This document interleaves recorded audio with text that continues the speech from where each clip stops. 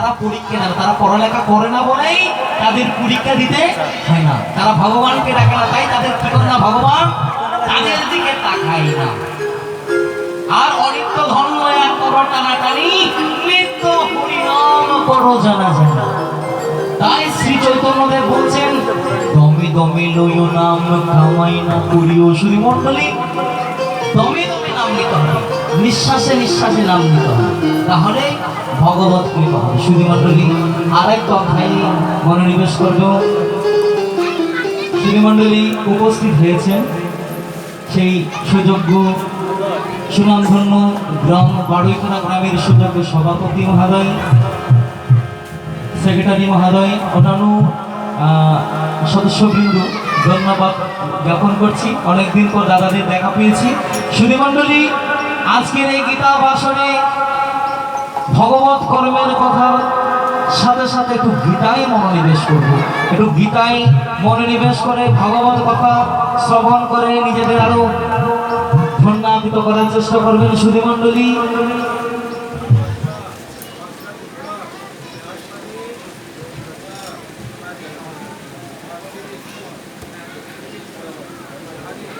সুধীমণ্ডলী, মায়েরা একটু উলধ্বনি করে একটু গীতা পাঠে মনোনিবেশ করছে, মায়েরা একটু উলধ্বনি করবেন। জয় গোবিন্দ জয় গোপাল কেশব মাধব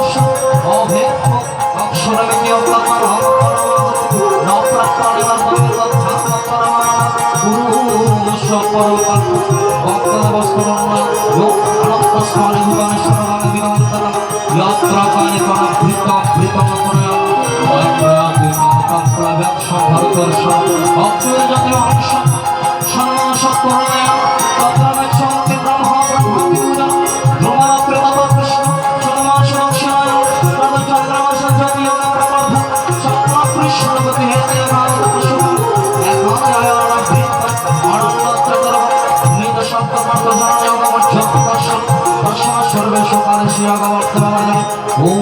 ভগবতে বাসুদেবায় ওম বিদেশীয় জয়সুতর্মশ্বর গণেশু পুণ্যফলপ্রতিষ্ঠ যত্তয়াৎ সর্বাঙ্গীরমবিদিত্য যোগী পরমস্থানমপ্যতে চর্থম অবিদেশ্বরে মহাভারতে শতসহস্র সংহিতাং ভাষ্যত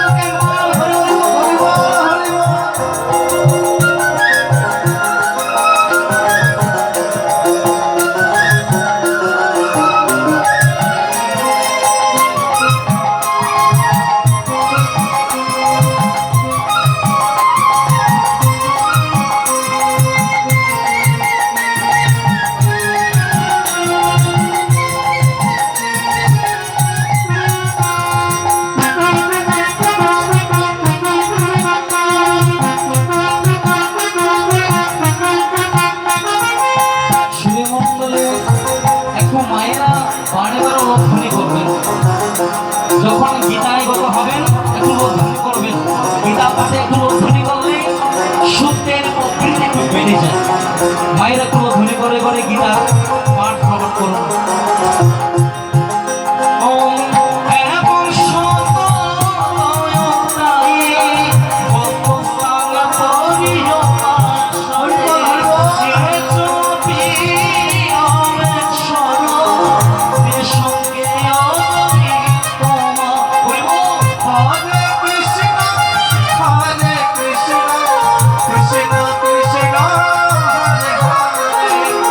Hare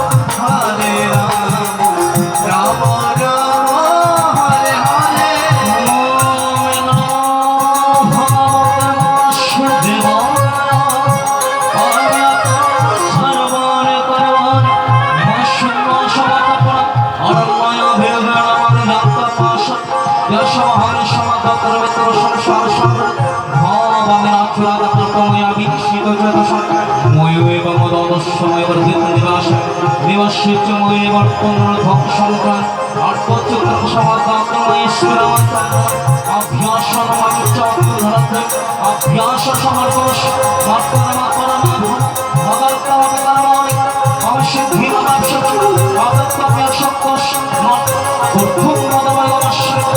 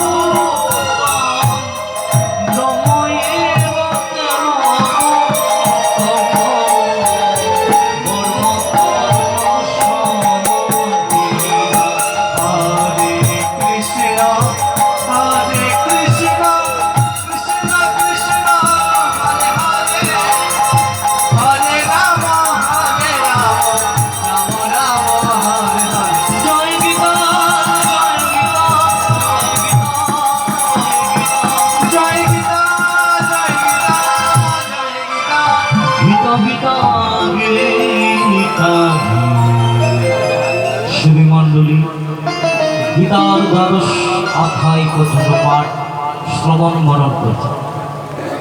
সুধীমণ্ডলী বলেছিলাম চিতা সঙ্গদোষ মানে সঙ্গদোষ পরিত্যাগ করতে হবে।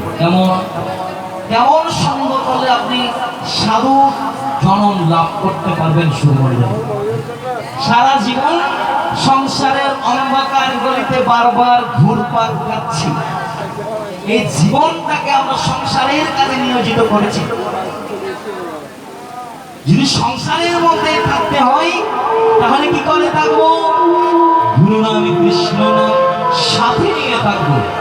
যেমন হরি হরি বল সবে আর সবে মিছে,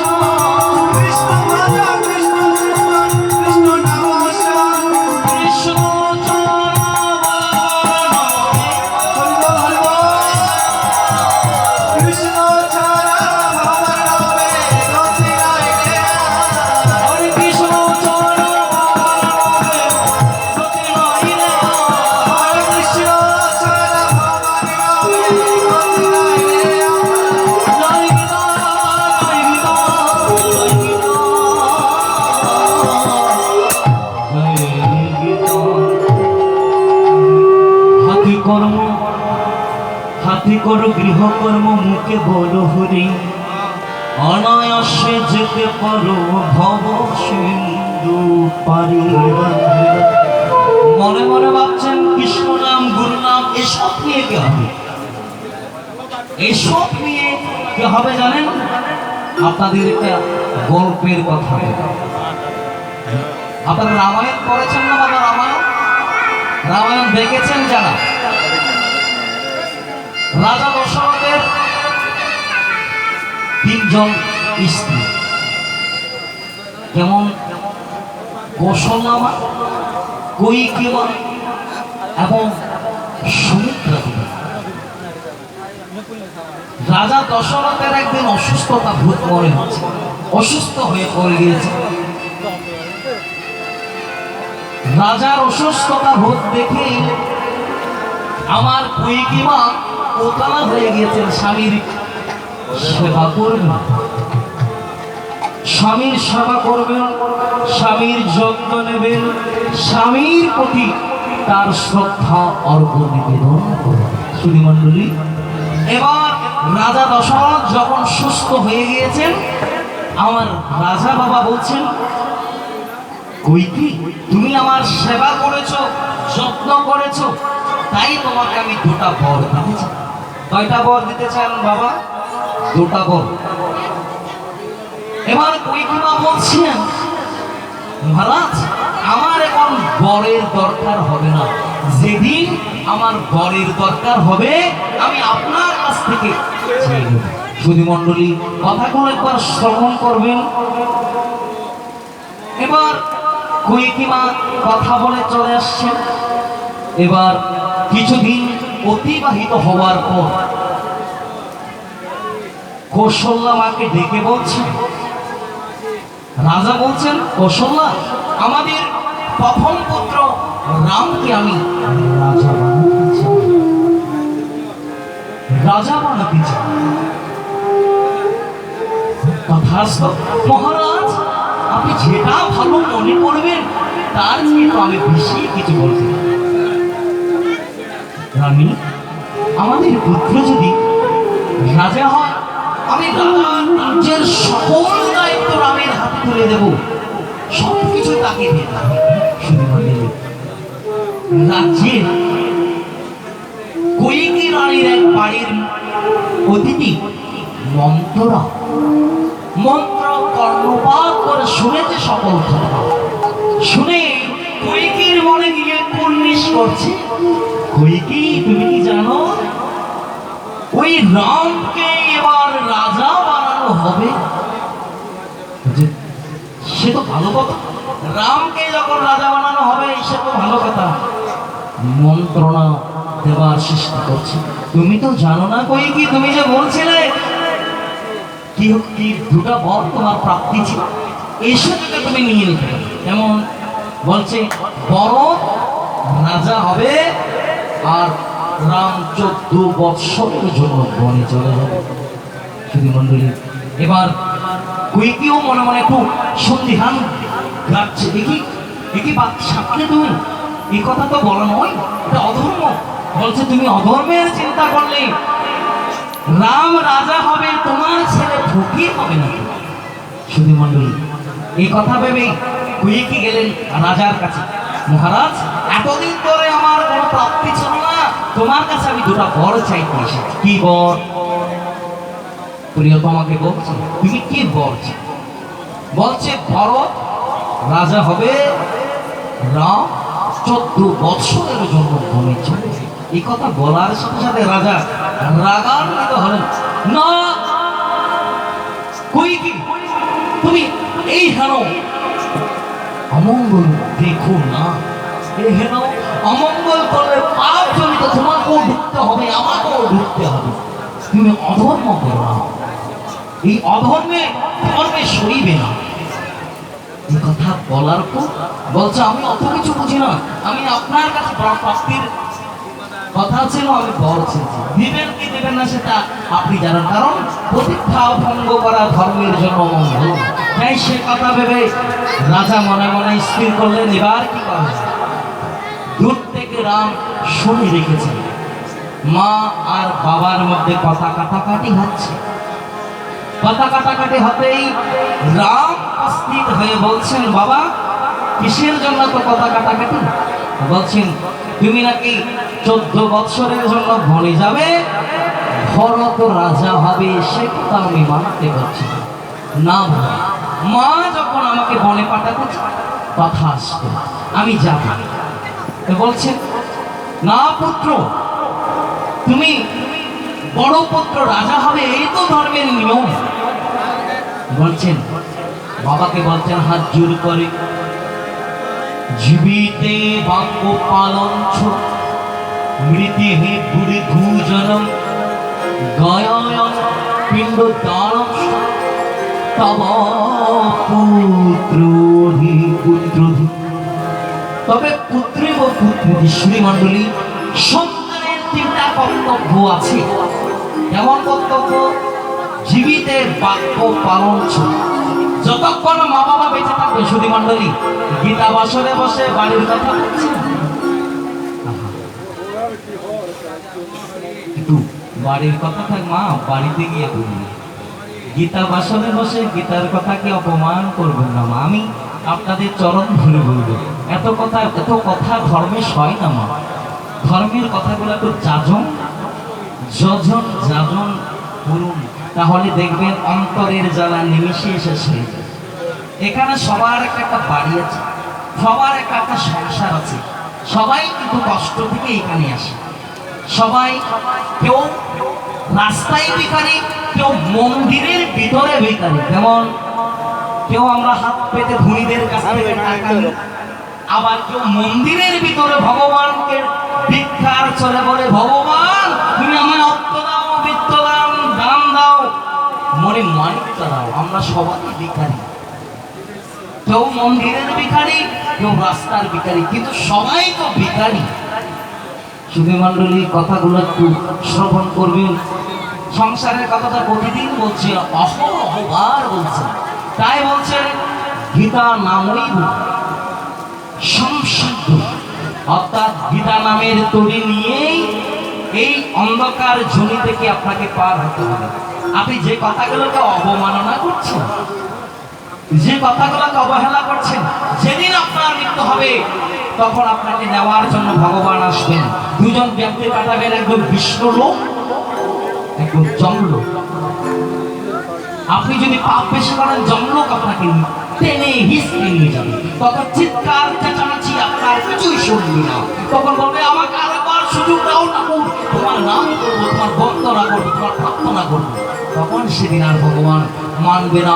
84 লক্ষ জনীন ভ্রমণ করে এই মানব জীবন পাইছি, যদি হেলাই কাটিয়ে দিই, একদিন সংসারের অনলে পুড়ে ছাই হয়ে। শ্রীমণ্ডলী, ওই সংসারের আগুনে পড়ছে রাম, সীতা, দশরথ, কৌশল্যা, কৈকেয়ী, সুমিত্রা। এবার কি হলো? বাবার কথা রাখতে হবে। যতক্ষণ মাতা পিতা বেঁচে থাকবেন, মা বাবার কথা শুনতে হবে, মানতে হবে, তাদের শ্রদ্ধা করতে হবে, ভক্তি করতে হবে। আমরা কি করি? মা বাবাকে শ্রদ্ধা না করে মন্দিরে গিয়ে ভগবান মাটির মূর্তিকে পূজা করে, বড় বড় আপেল কমলা নিয়ে মাকে খাওয়াতে যায়, করমা মাটির। কিন্তু ঘরে যে দেবতা আছে, কঠোপনিষদ কত সুন্দর করে দিয়েছে, পিতা হে পরমেশ্বর, মাতা হে পরমেশ্বর। মা, মা মানে তুমি তো দেবী, বাবা তুমি তো বাবা নাও, তুমি দেব। আমরা কি করছি? মাটির দেবতাকে পূজার জন্য তীর্থে গয়া, গঙ্গা, কাশী ঘুরছে। সুধীমণ্ডলী, এবার রাম তিনি প্রমাণ করছেন, ওই ভগবান নয়, আমি আমার ঘরের ওই ভগবানের কথা রাখবো। তাই তিনি পিতৃ সত্য পালনের জন্য বনে গিয়েছেন। বনে গেলেন, যাবার পথে চিৎকার করে সীতা রানী বলছেন, স্বামী স্বামী তুমি আমায় ছেড়ে যেও। যেদিন তোমার আমার বিবাহ বন্ধনে 7 পাকে বাধা হয়েছে, তুমি কথা দিয়েছিলে তুমি যেখানেই থাকবে আমাকে তুমি সাথে নেবে, আর আজ তুমি আমায় ফেলে চলছো। 14 বৎসর তো সোজা কথা নয় গো স্বামী। প্রাণনা প্রাণনা, তুমি আমায় ছাড়া তুমি ছিল না। আমি তোমার চরণ ধরে বলছি। তাই ঠাকুর অনুকূল চন্দ্র বলছে, স্বামীর প্রতি টান যেমনি সেই মা সন্তান পাই তেমনি।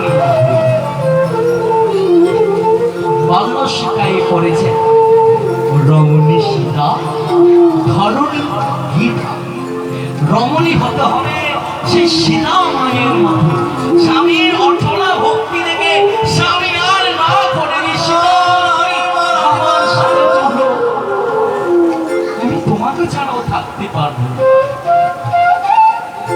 শাস্ত্রে প্রমাণ করে দিয়ে দিয়েছেন। ঠাকুর অনুকূল চন্দ্রের সে কথা, সেই বাণী, সেই অযাচিত গুণের কথা বর্ণিত হয়েছে হাজারো বার, সহস্র বার। তিনি বলছেন, মাথায় শ্রদ্ধা পিঠাই টান, সেই ছেলের হারির সম্মুখে মাতৃভক্তি অটুট যত, সেই সন্তানের কীর্তি তত। এই সন্তান সেই সন্তান যিনি শ্রীরাম। তিনি বনে গিয়েছেন সেটা মাকে নিয়ে। কিছুদিন যেতে রাবণ আমার সীতা মাকে হরণ করে নিয়ে গিয়েছে। এটি আমার সীতাকে হরণ করে নিয়ে গেছে। নয়নের জল ফেলছেন বারে বারে, একই সীতা সীতা সীতা সীতা সীতা বলে অজস্র নয়নে কান্না করছেন। হে প্রভু, তুমি আমার সীতাকে আমার থেকে কেড়ে নিলে। রামের এমন চটচট করে নয়নের জল বের হচ্ছে, আর ভগবানের যে ধনুক, এই ধনুকের তীর পড়ে গিয়েছে এক ব্যাঙের শরীরে।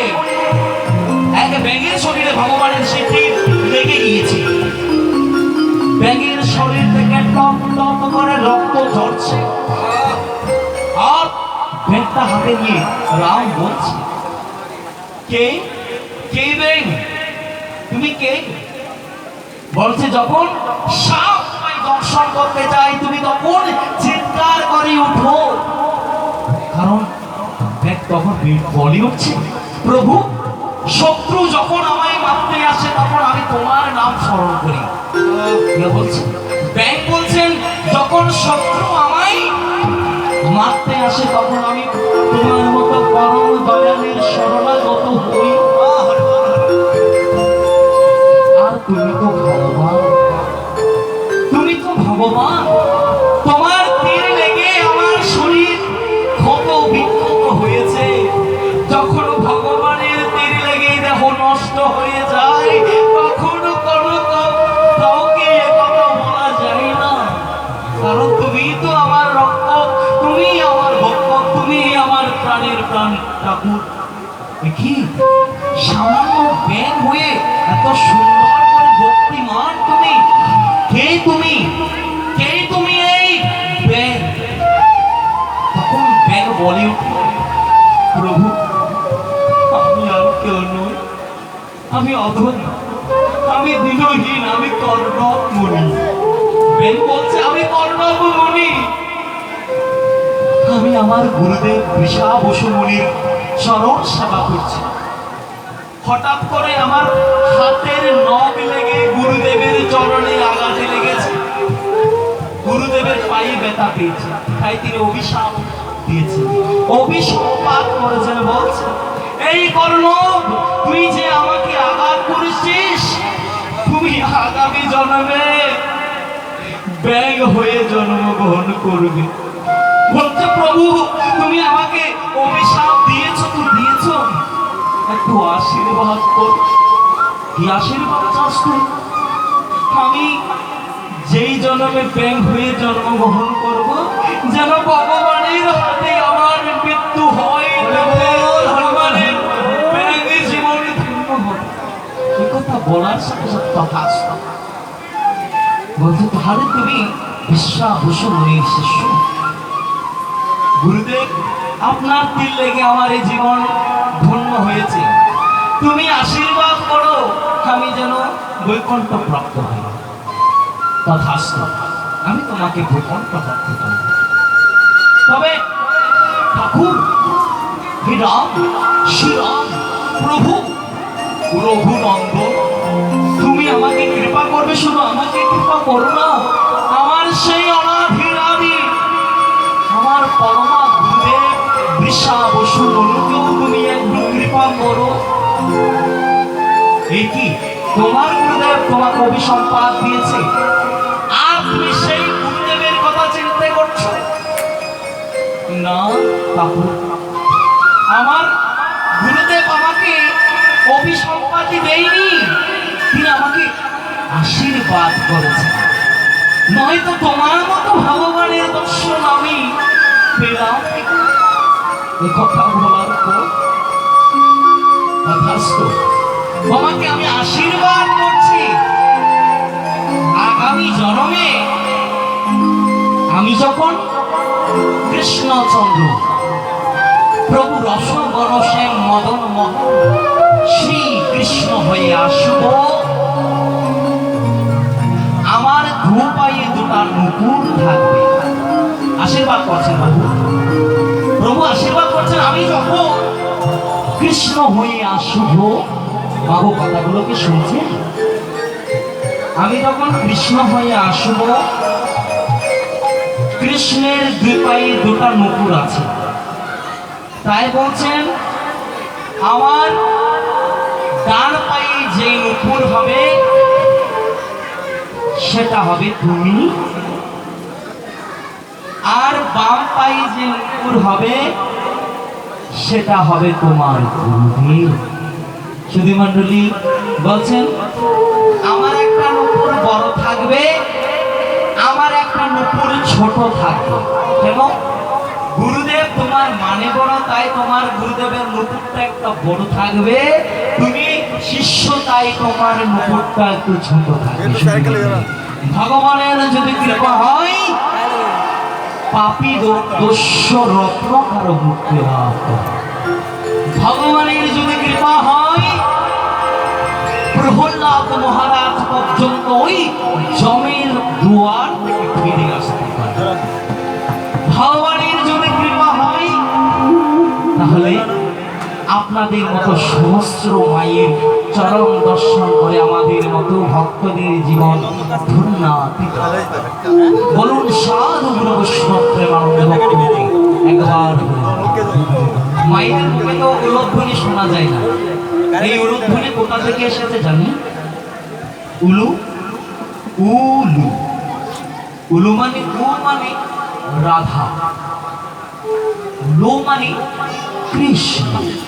ওই উলুধ্বনি দিলেই রাধা কৃষ্ণ পর্যন্ত খুশি হয়ে যায়, বৃন্দাবনবাসী আনন্দে মুগ্ধ হয়ে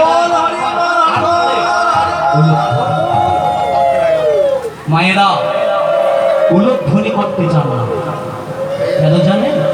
কষ্ট হয় গো মা। উলুধ্বনি করলে এই নারী জীবন সার্থক হয়ে যায়। মনে মনে বলছেন এই সাধু বেশধারী বাবাকে এই গীতা পাঠক কি বলে? এই উলুধ্বনি করলে হাজার নারীর জীবন ধন্য ধন্য ধন্য হয়ে যায়। শুধু মণ্ডলী, আজকের দিনে বীরপুরাণ শীল মহারাজ আমাদের ছেড়ে চলে গিয়েছে, আমাদের আপনাদের ঘিন চলে যেতে হবে। আর সে সন্তানরা কি করছে? মায়ের জন্য শ্রাদ্ধ অর্ঘ প্রদান করছে। পুত নামক নরক যন্ত্রণা থেকে মুক্তি লাভ করার জন্য এই সুন্দর আয়োজন শুরু হয়ে। আর আমরা কি করি? মায়ের সেবা করি না। দেখেছেন গো, যখন খুবই ছোট ছিল,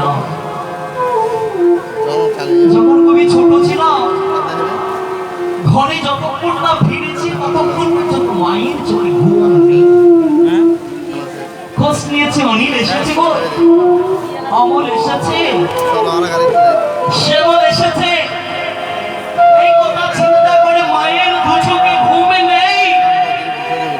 তিনি খাওয়ার পর্যন্ত খাই না, বিন্দুমা তখন চিন্তা করছেন, আমার ছেলে আসবে, আমাকে একবার মা বলে ডাকবে, আমি তখনই সে সন্তানদের নিয়ে খেলে আমি পরিতৃপ্ত হব।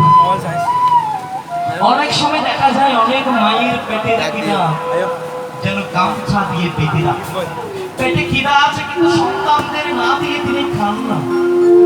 এমন মা হাজারো আছে, আমরা সেই মাকে চিনতে পারি না, কারণ শাস্ত্রে বলছেন মাতা জননী দরিদ্রী দয়াত্রা হৃদয়া সতী দেবী বরণী শ্রেষ্ঠা নির্দোষা সর্বভূক হারা। শুধু মণ্ডলী, মা জননী ধরিত্রী, মা পুরা দুনিয়ার সমাজ, মা জননী ধরিত্রী দেবী পরমণি শ্রেষ্ঠা, সকল দেবীর শ্রেষ্ঠ দেবী হচ্ছে মা। যে মাকে আমরা অবহেলা করছি, টাকা পয়সা ধন সম্পত্তি পাওয়ার পর, অর্থবিত্ত টাকা পয়সা পাওয়ার পর আমরা সব কিছু ভুলে যাই, মাকে ভুলে যাই, বাবাকে ভুলে যাই। মায়ের সে 10 মাস 10 দিন দিন আমরা মুছে দিতে চাই, মায়ের বুকের ঋণ শোধ করে দিতে চাই। শুধু মণ্ডলী, এই মাতৃঋণ কখনো সম্ভব নয় শোধ করে দেওয়ার। তাই জীবন থাকতে, সময় থাকতে একটু যদি গুরু নাম কৃষ্ণ নামের পাশাপাশি মাতৃ নাম পিতৃ নাম গ্রহণ করে এই জীবনটাকে ধন্যাতীত করি, আর এই জীবন হবে সুন্দর, অবিচল এবং শান্তি সম্পন্ন।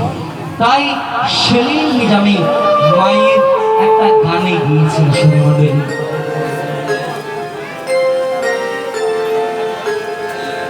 মা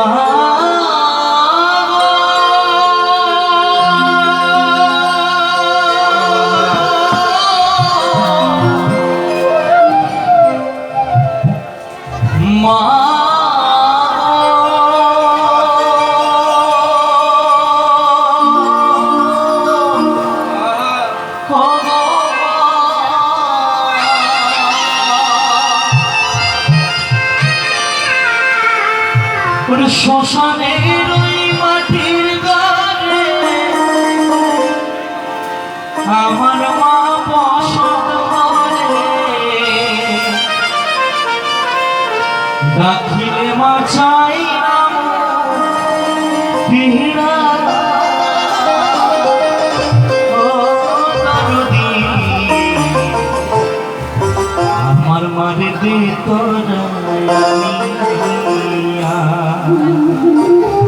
মাকে সেদিন চার কাঁধে করে যখন শ্মশান ঘাটে নিয়ে গেছে, মা মা বলে ডাকার পরে মা চোখে ফেলে একবার তাকাই, সন্তানের হাজারি করছে, মা তুমি তোমার তোমার যত্ন দেওয়ার সুযোগ করে দাও, তোমার চরণ লাভ করার সুযোগ করে দাও। সেদিন আর চোখ মেলে তাকাই, মা কখন আর চোখ মেলে সন্তানের দিকে তাকানোর সুযোগ পায় না। তখন শুধু সেই মা সেদিন থেকে আমাদের পর হয়ে যায়। সেদিন অনিল বাবু, অমল বাবু, শ্যামল বাবু আহাজারি করেও মাকে ফেরাতে পারেনি। তাই খোদা দাঁড়িয়েছেন শ্মশানের মাটির ঘরে আমার মা বসত করে, ডাকিলে মা চাই না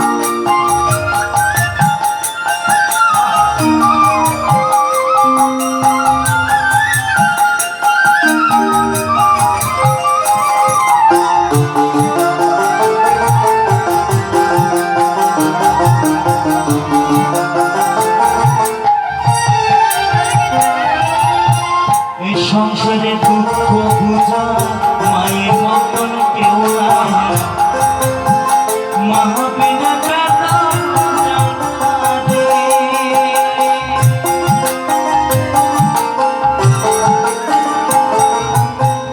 এ সংসারে দুঃখ বুঝা মায়ের মতন কেউ নাই, মা বিনা ব্যথা জানে।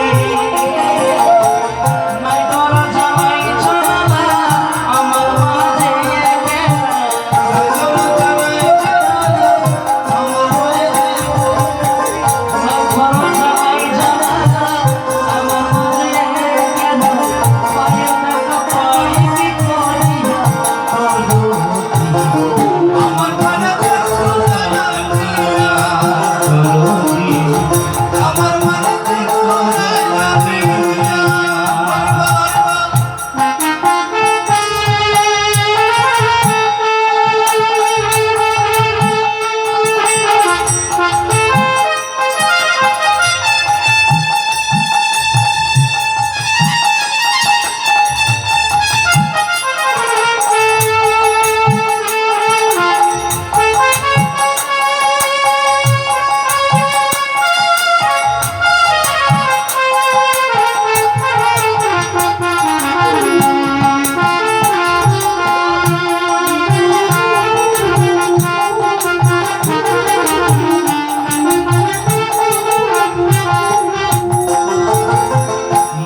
জীবন কত ভাবি অনাথ হইয়া বুঝলাম কত দুঃখ আমার অন্তরে।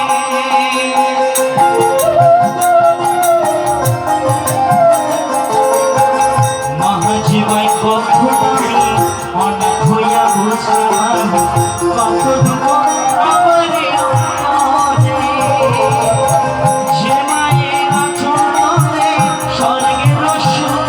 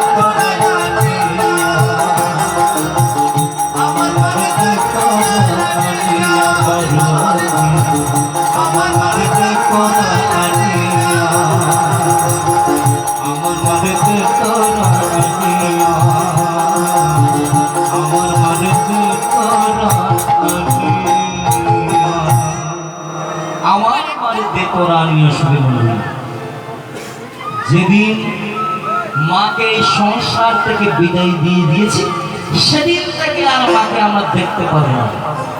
শুধু মণ্ডলী, এই মা হচ্ছে সেই মা জননী জন্মভূমি স্বর্গা গোপী ভূমিষ্ঠ। একত্রিত মন্দির পরিক্রমা করেও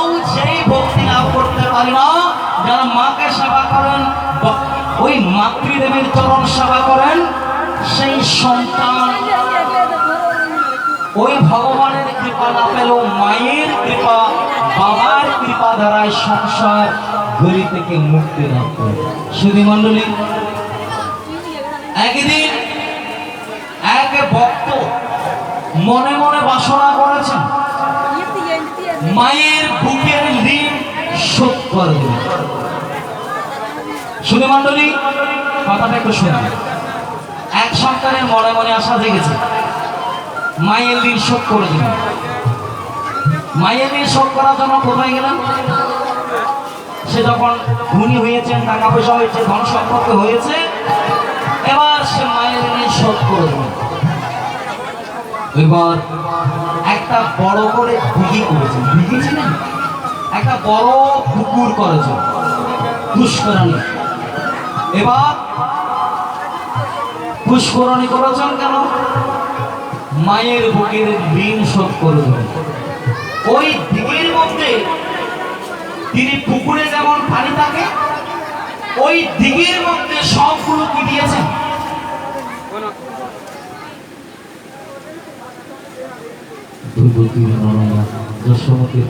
চেষ্টা করবো করার জন্য অনেক করার আমার গুরুদেবের গান। সুধী মণ্ডলী, এবার মনে মনে বাসনা জেগেছে ওই মায়ের ঋণ শোধ করে দেবেন, তাই পুকুরে পরিমাণ মতো দুধ দিয়েছেন, দুধ দিয়েছেন। এবার মাকে কি করবেন? ওই দুগ্ধ পুকুরে স্নান করে মায়ের ঋণ শোধ করে দেবেন। আর মাকে যখনই ওই দুধের পুকুরে স্নান করাতে নিয়ে যাবেন, সাথে সাথে ওই দুগ্ধগুলো রক্তে পরিণত হয়ে গিয়েছে। কি, আমি তো দুধ দিয়েছি, এই দুধগুলো কেন রক্তে পরিণত হয়েছে? কারণ শাস্ত্রে বলছেন মায়ের ঋণ কখনোই শোধ করা যায় না। মায়ের ঋণ শোধ করা যায় না, কখনোই মায়ের ঋণ শোধ করা যায় না। সুধী মণ্ডলী, মায়ের ঋণ শোধ করতে হলে আপনাকে মায়ের পূজা করতে হবে। দেবতার যেমন পূজা করেন, দেবীর যেমন পূজা করেন, মাকে পূজা করতে হবে, বাবাকে পূজা করতে হবে। তেমন পূজা আপনারা দেখেননি মায়ের পূজা।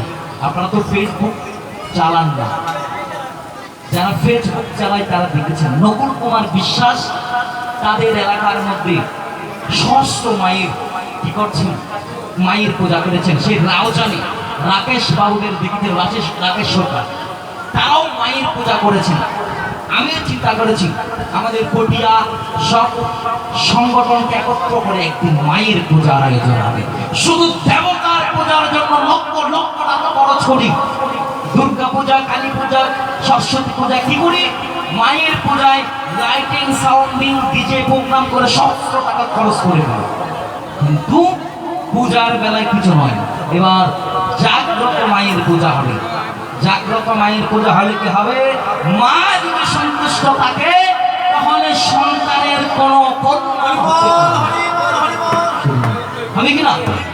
পৃথিবীতে সব মানুষ যদি মা সন্তানকে ঘৃণা করেও, কিন্তু একমাত্র মা কখনো সন্তানকে ঘৃণা করে না, সেটা হচ্ছে মা। মা শব্দটি অতি মধুর, কিন্তু জানো ভাই, মায়ের মতো এই সংসারে আপন কেউ না। মা শব্দটা শুধু দোঠা করে মা, মা যোগ আ, মা কি প্রাণের ধ্বনি। চিন্তা করুন, দেখুন, আমরা কিন্তু মাকে মান্য করি না, শ্রদ্ধা করি না। কেন করি না জানেন? গায়ের জোর বেড়ে গেলে, ধন সম্পত্তি বেড়ে গেলে, মা যখন সন্তানকে কি করতে পারে না, আদর্শ হাত করতে পারে না, আবার ধন ধনত্বে বাড়িয়ে দিতে পারে না, তখন কি হয়? মায়ের প্রতি অশ্রদ্ধা হয়। তাই সুধী মণ্ডলী স্মরণ করিয়ে দিচ্ছে সেই শাহ আলম সরকারের সেই গান, মায়ের কান্দ যাবতে জীব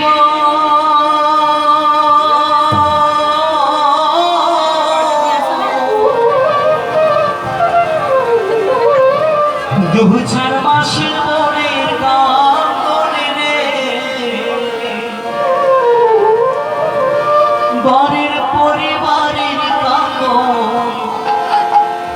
কয়েকদিন পর তাকে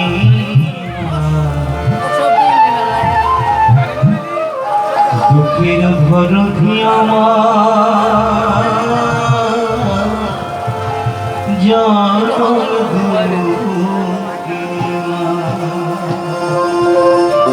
এই পৃথিবীতে একমাত্র জনম দুঃখী বলে সম্পদটা মাকে এত ভালোবাসে তাই কষ্ট দিয়েছে।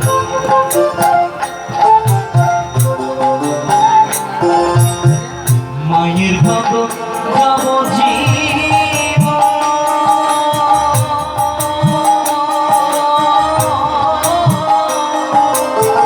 দু চার মাসের মনে মনের মনে বারে কয়েকদিন পর দুঃখের ধরবি আমার জনকে মা বড় বোঝারি মা জনম দিলে মা দুঃখের ধরবি আমার জনকে মা বলো জয় জয় সর্বদেবী করুণা ভক্তি প্রীতি পার হরিব হরিব হরিব।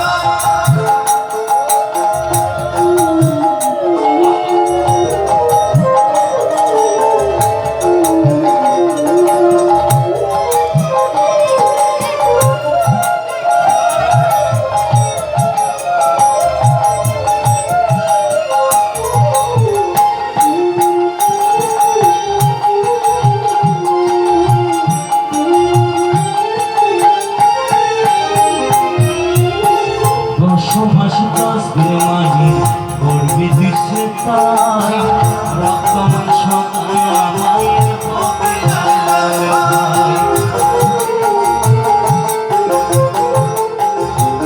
ও ভাই ভূমিষ্ঠ হইয়া আমি উঠিলাম কান্দিয়া শান্ত করিল মায়ের বুকের দুধ দিয়া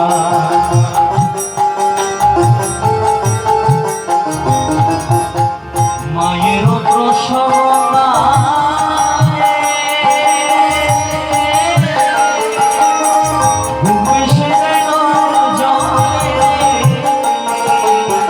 মায়ের প্রসব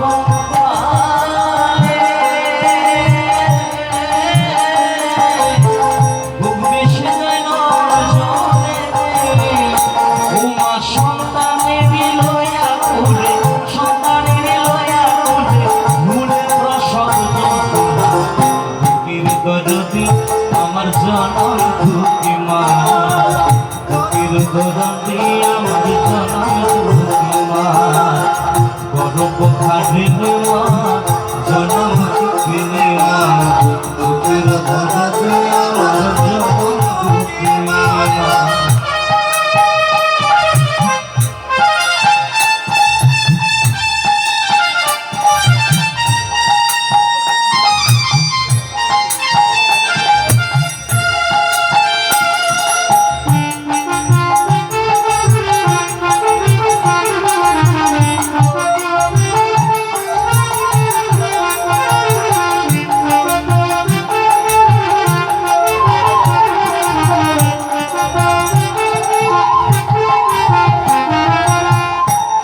পাহিলেন মাইকে মা দিল সব আমি মায়ের করি করি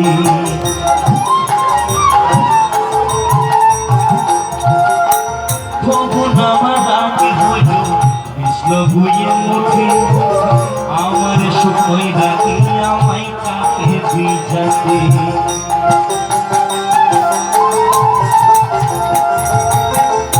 সুফলে দেখেছ